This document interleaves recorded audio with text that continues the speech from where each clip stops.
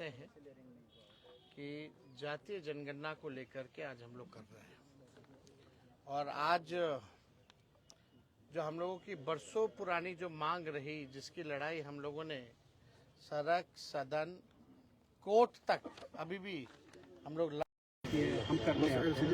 आज हम लोगों के बातों पर जो है और हम लोगों के मांगों पर हम लोगों का जो मुख्य लड़ाई रहा, आज उस पर केंद्र सरकार को भी झुकना पड़ा और केंद्र सरकार ने निर्णय लिया है कि जो अगला सेंसस होगा उसमें जातीय जनगणना को भी इंक्लूड किया जाएगा। हालांकि ये केवल घोषणा है, 21 में सेंसस होना था, कब होगा ये किसी को नहीं पता है, लेकिन जो परिसीमन है उससे पहले जो है सेंसस कराना होता है।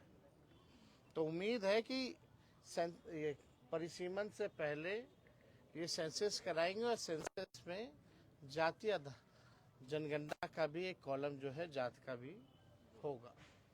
जो लोग हम लोगों पे आरोप लगाते थे जातिवादी लोग हैं, जात पात फैलाता है, आज उन सभी के मुंह पर जो है तगड़ा तमाचा जो है लगा है।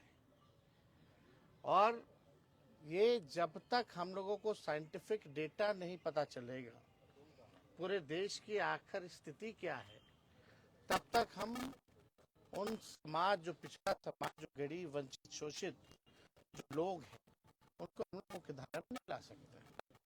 गरीब कौन है, मजदूर कौन है, कचरा कौन साफ करता, ठेला कौन चलाता है, नाला कौन साफ करता है, दिहाड़ी मजदूर कौन है, और यही नहीं कौन भूमिहीन है, कौन कितना पढ़ा लिखा है, क्या किसको कितना सरकारी नौकरी है, किस जाति है, जब तक ये नहीं पता चलेगा तब तक आप जो है लोगों के साथ इंसाफ नहीं करना है। तो एक डेटा आ जाएगा, डेटा के आधार पर आपको जो है इस पे बजट में प्रावधान करना पड़ेगा कि उनको मुख्य धारा में कैसे लाए, बजट उसी हिसाब से बढ़ाना पड़ेगा। अब भाजपा के लोग को, अब बिहार का चुनाव है, स्वाभाविक है, तो आएंगे कूद कूद करके कि हमने कराया, मोदी जी ने कराया। अरे मोदी जी ने तो कई बार नकारा, लड़ाई तो असली लालू जी ने, हमारे पुरखों ने, समाजवादी ने लड़ने का काम किया है। और भाजपा के लोगों को, एनडीए के लोगों को हम आज थोड़ा क्रोनोलॉजी जो है और इतिहास जो है वो बताना चाहते हैं, इसलिए आप सब लोगों को यहाँ बुलाया गया। 1996 में देवगौड़ा जी के कैबिनेट में ये निर्णय हुआ था कि 2001 का जो सेंसस होगा उसमें जातीय जनगणना जो है कराया जाए।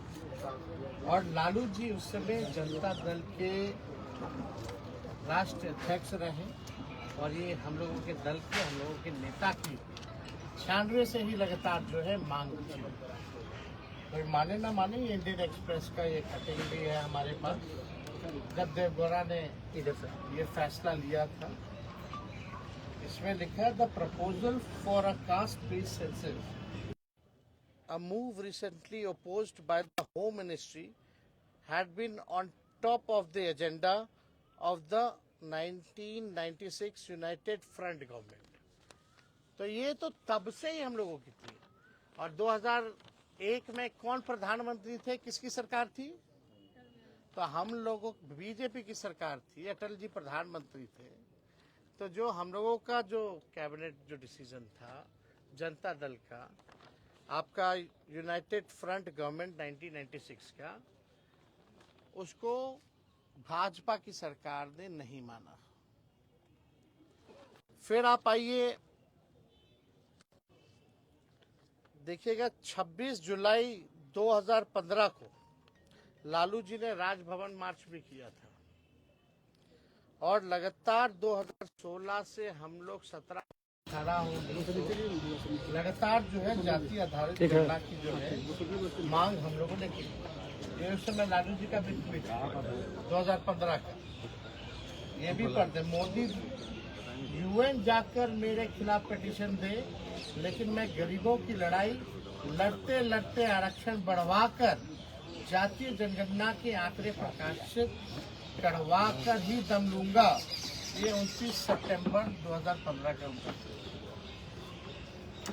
और इससे पहले भी आप लोग सब लोग जानते हैं कि यूपीए की सरकार ने 2011 में जो है, हम लोगों ने 2010 में लगातार मांग की थी, जिसमें मुलायम सिंह जी भी थे, शरद जी भी थे। तो उस समय जो है ये हुआ था। हालांकि जब बीजेपी की सरकार आई, अरुण जेटली जी फाइनेंस में प्रेस कॉन्फ्रेंस करके कह जब रिलीज करने का मौका है तो डेटा करेक्ट भी भाजपा के लोग नहीं करते थे। आप लोगों को पता है कि कई बार बिहार विधानसभा से हमारे ही प्रस्ताव को पारित किया गया। जब हम लोग विपक्ष में थे, जातीय जनगणना का प्रस्ताव दोनों सदनों से पास किया गया, 18 में भी, 19 में भी, 20 में भी, 3 बार। और हमारे सुझाव पर ही पहली बार बिहार में सर्वदलीय प्रतिनिधि मंडल 23 अगस्त को प्रधानमंत्री जी से नई दिल्ली मिला। मुख्यमंत्री जी भी थे साथ में। मेरा ही 2 प्रस्ताव था कि सब लोग चलिए प्रधानमंत्री जी से मिले। जब इन लोगों ने केंद्र पार्लियामेंट में केंद्र मंत्री ने मना कर दिया था कि जातीय जनगणना नहीं कराएंगे, तब हम लोग प्रस्ताव रखे थे। तब हम लोग सब लोग को लेकर के गए थे दिल्ली। और उससे पहले 3 बार तो हम लोग दोनों हाउसों में, लेजिस्लेटिव असेंबली में भी और लेजिस्लेटिव काउंसिल में भी, हम लोगों ने 3 बार सर्वदलीय प्रस्ताव जो है पारित किए करके भेजा था। प्रधानमंत्री जी उस समय भी मना कर दिए। तभी मेरा दूसरा प्रस्ताव था, अगर नहीं कराना है तो राज्य सरकार अपने बलबूते कराएगी। तो आप देखिएगा 10 मई 2020 को हमने एनडीए की बिहार में सरकार को 72 घंटे का अल्टीमेटम दिया था। उस समय आप लोगों को याद होगा, 72 घंटे का जो है हमने अल्टीमेटम दिया था कि भाई जब केंद्र सरकार ने मना कर दिया तो राज्य सरकार क्यों देरी कर रही है। तो 24 घंटे के अंदर ही हमको जो है बुला लिया गया और हम सीएम से भी उस समय मिले थे। ये बिजनेस स्टैंडर्ड का जो है आर्टिकल है। और 11 मई 2022 का Tejashwi Yadav meets Bihar CM, Nitish says caste base census assured. इसके बाद हम लोगों ने जो है 11 मई को मुख्यमंत्री से मुलाकात की, क्योंकि 24 घंटे में हमको बुला लिया गया जब हम 48 घंटे का अल्टीमेटम दिए थे। तो और 1 जून 2022 को जो है सर्वदलीय बैठक बिहार में पहली बार हुई। तो सारा प्रयास, चाहे राज्य सरकार ने जाति आधारित गणना कराई हो, क्योंकि राज्य सरकार कॉन्स्टिट्यूशन में राज्य सरकार सेंसस नहीं करा सकती, इसलिए हम लोगों ने सर्वे कराया था। Only central government can do census, इसलिए हम लोगों ने सर्वे कराया था ताकि कोई रुकावट ना हो, कोई दिक्कत ना हो। और आप सबको पता है 2 अक्टूबर जब हम लोग उप मुख्यमंत्री थे, महागठबंधन की सरकार 17 महीने की थी, तो 2 अक्टूबर 2023 यानी गांधी जयंती पर हम लोगों ने जातीय जनगणना का जो सर्वे का जो आंकड़े थे, जो रिपोर्ट था, वो प्रकाशित किया था। हम लोगों की सरकार में हुआ पहले ही बार। हमारे सांसदों ने लगातार जो है केंद्र सरकार से पार्लियामेंट में भी कई बार जो है अलग अलग मौकों पर जातीय जनगणना के बारे में पूछा। पहले प्रधानमंत्री जी बोलते थे सामाजिक विद्वेष फैलाना चाहते हैं ये लोग। अब प्रधानमंत्री जी बताएं कौन विद्वेष फैलाना चाहता है, कौन नहीं फैलाना चाहता है। करना वही पड़ा जो हम लोग कराना चाहते थे। ये हम लोगों की ताकत है कि ये काम जो है इन लोगों को करना पड़ा है। अब विश्लेषण इसका होता रहेगा कि भाई बिहार चुनाव को देखते हुए किया जा रहा है या कुछ भी किया जा रहा हो। पहली बार कर्पूरी ठाकुर जी को भारत रत्न का से नवाजा जाए, इसकी मांग भी बिहार विधानमंडल की बैठक में प्रधानमंत्री आए थे तो उनके साथ हम ही ने पहली बार रखा था और उनको देना पड़ा था।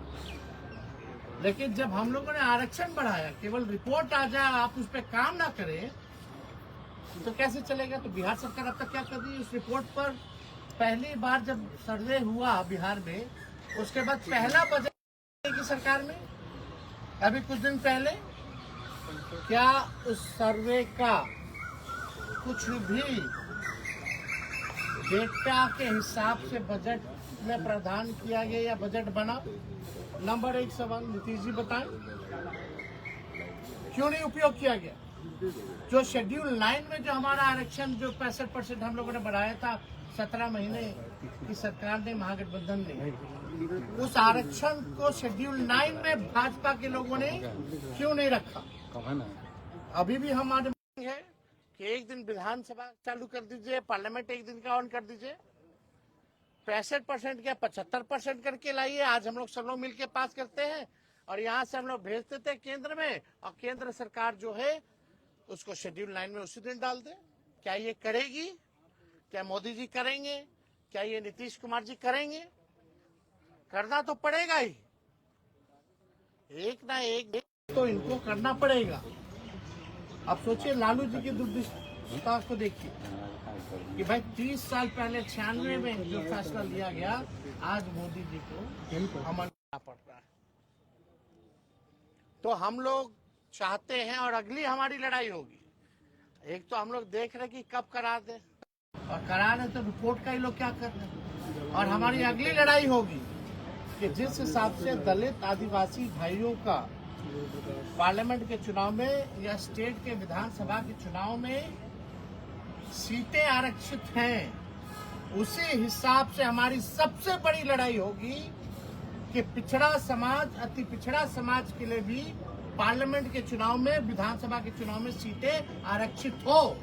और ये करवा करके ही हम लोग दम जो है लेने का काम करेंगे, और किसी भी कीमत पे इससे हम लोग कॉम्प्रोमाइज नहीं करेंगे।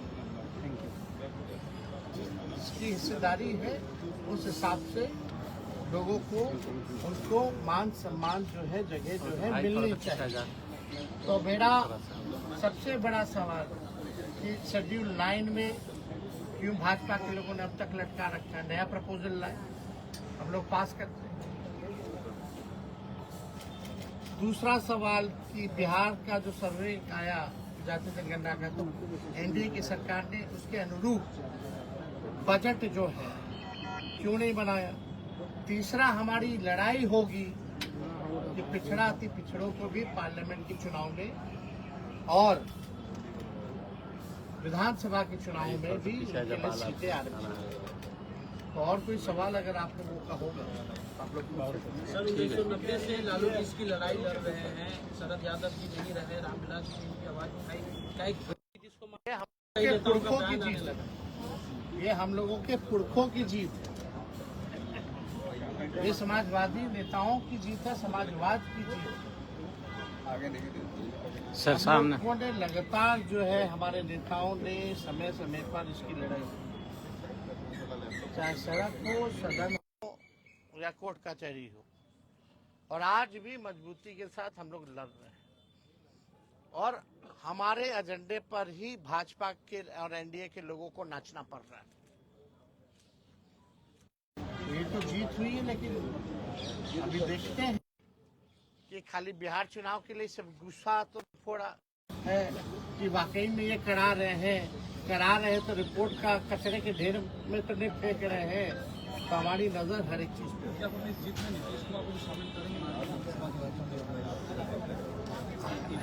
शेड्यूल 9 में क्या नहीं करवाते?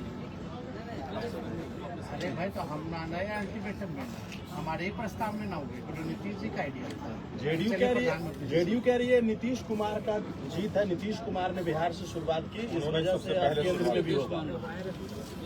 आपको तो हम आर्टिकल दिखाई दी, आपको ट्वीट दिखा दी, इतिहास और क्रोनोलॉजी बता दी। ये तो 96 में देवगौड़ा सरकार ने, जब लालू जी जनता दल के अध्यक्ष थे, तभी करवा दिया। लेकिन अटल जी की सरकार, ये लोग ट्वीट को खेल रहे, तो ट्वीटे में काम, ये लोग सड़क पे लड़ाई लड़ी, सदन में लड़ाई लड़ी। आपका कोई योगदान नहीं है क्या? खाली छूटे पे हो गया क्या? तो आप लोगों को इसलिए हम जो इतिहास जो है वो तुम्हें बताने के लिए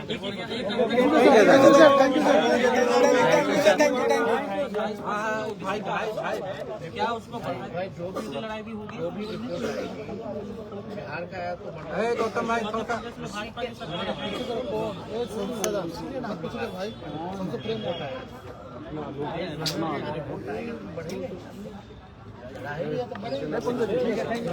ठीक है अंकल जी।